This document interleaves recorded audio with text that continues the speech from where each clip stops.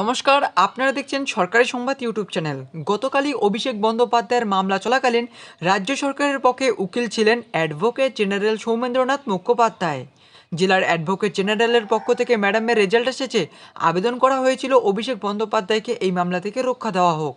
Madam তখনই প্রশ্ন করেছিলেন যে সুপ্রিম কোর্টের রক্ষা কবচ কি বহাল আছে।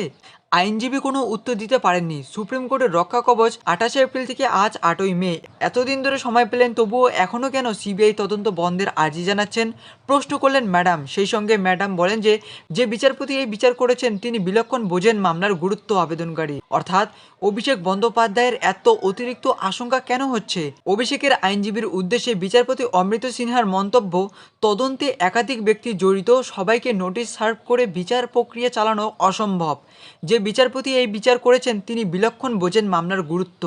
তাই তিনি অভিষেক বন্দ্যোপাধ্যায়কে এই মামলার নোটিশ করে জিজ্ঞাসাবাদ কথা বলেছিলেন। শ্রদ্ধেয় অভিজিৎ গঙ্গোপাধ্যায় যে নির্দেশ দিয়েছেন সেই নির্দেশকে সম্মান জানিয়ে এবং তার যে আইনি প্রক্রিয়া সেই আইনি প্রক্রিয়াকেও গতকালকে সম্মান জানালেন বিচারপতি শ্রদ্ধেয় অমৃত সিনহা। এই মামলায় রাজ্যের অ্যাডভোকেট জেনারেল আবারও দাবি করেন যে এই আবেদন অভিষেকের নিয়ে রাজ্যের কিছুই নেই, এটি একটি অভিষেকের বিরুদ্ধে ব্যক্তিগত আবেদন। তারপরে বিচারপতি অমৃত সিনহা দাবি করলেন যে কুন্তল ঘোষের চিঠি প্রসঙ্গে সিবিআই তদন্তের নির্দেশে এই মুহূর্তে সুপ্রিম কোর্টে কোনো রক্ষা কবচ নেই। এই আইনে সুপ্রিম কোর্টের রক্ষা কবচ উঠে যাওয়ায় সিবিআই তদন্তে আর কোনো বাধা থাকছে না, কেউই আইনের ঊর্ধ্বে নেই।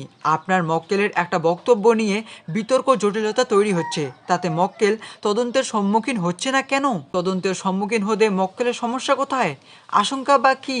এমনটাই বললেন শ্রদ্ধেয় অমৃত সিনহা। এরই সাথে শ্রদ্ধেয় অমৃত সিনহা একবারে ফাইনাল করে বললেন যে সিবিআই নোটিশ করে অভিষেক বন্দ্যোপাধ্যায়ের সাথে এই কেসের সম্বন্ধে কোনো কথাবার্তা বলতেই পারেন।